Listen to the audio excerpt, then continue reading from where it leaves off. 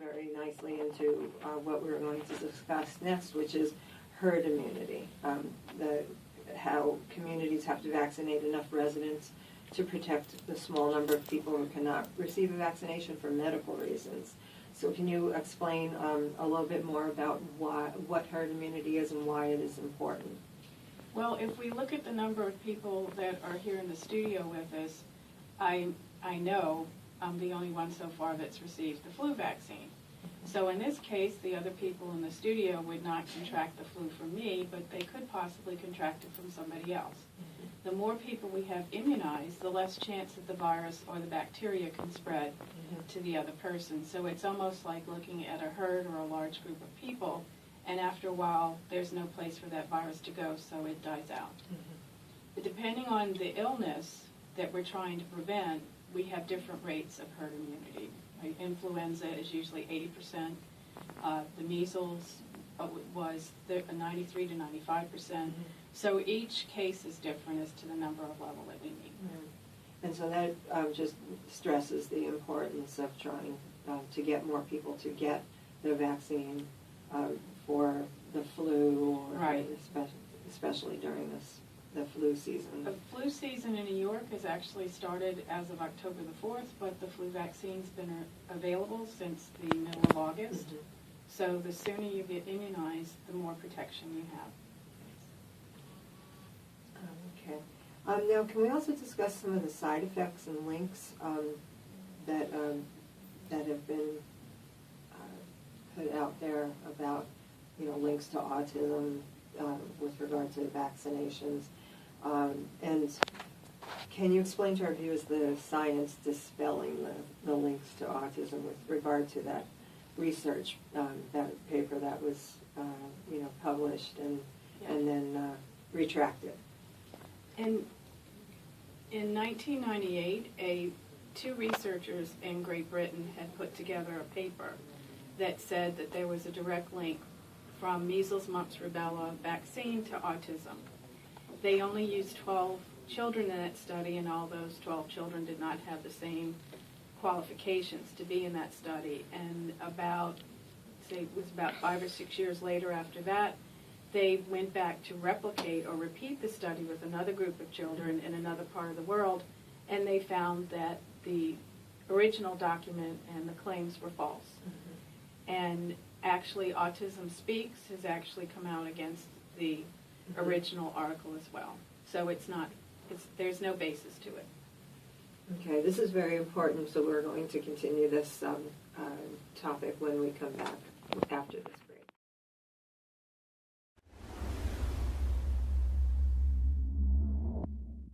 Hi everyone, I'm Corinne Caro here with Daniel M., host of Front Row on the Daily Blue. Daniel, you've been doing a great job. I love having you here at the Daily Blue. A little close right here. Tell us what you look for in a guest. You know what? I like when people have a certain style and an opinion about fashion, fitness, grooming, anything that really is an inspiration to the viewers. I've noticed I've never been on your show, Daniel. Well, we're going to have to fix that. Oh, so I do have style? You do have style. Winning. Doesn't mean we can't go shopping, though. Oh, great. See you on the Front Row every week on thedailyblue.com. Thanks so much.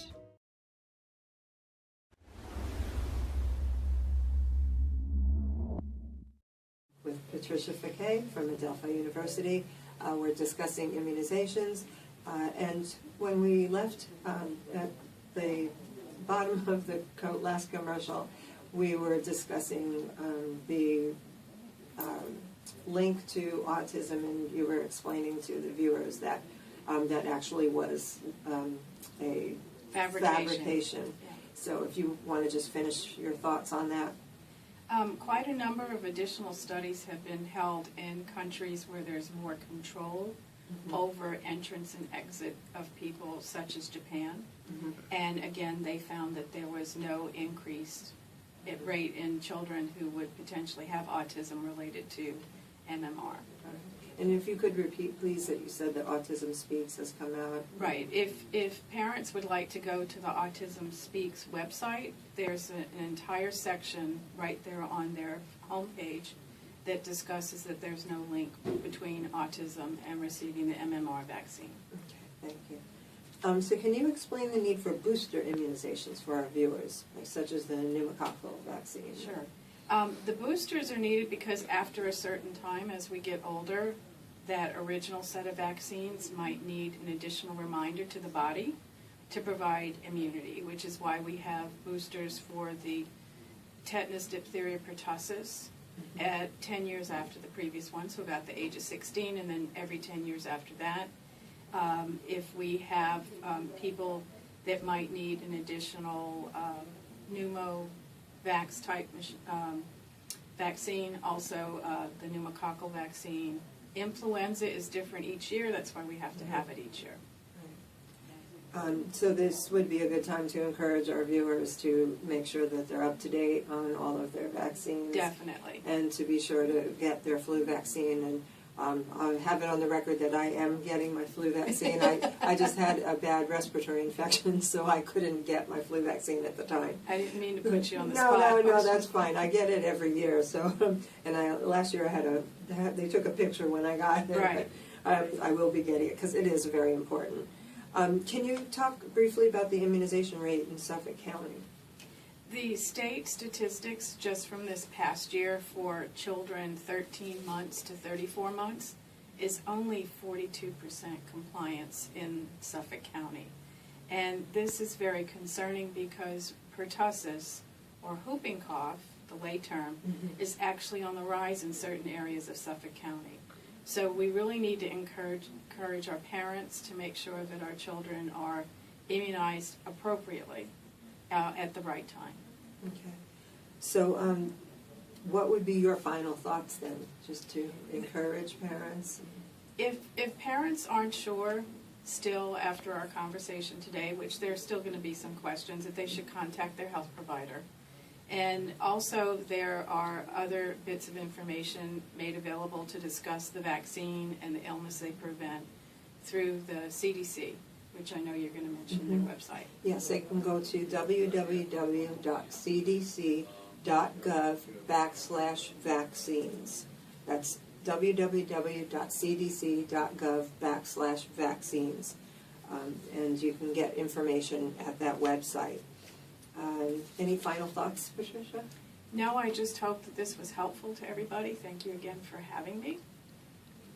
I thank you. My pleasure. I would like to thank my guest, Patricia Fouquet. She's a assistant professor at Adelphi University College of Nursing and Public Health. Please tune in next week for another Your Health Matters with Tracy Trypuc, and have a safe and healthy day.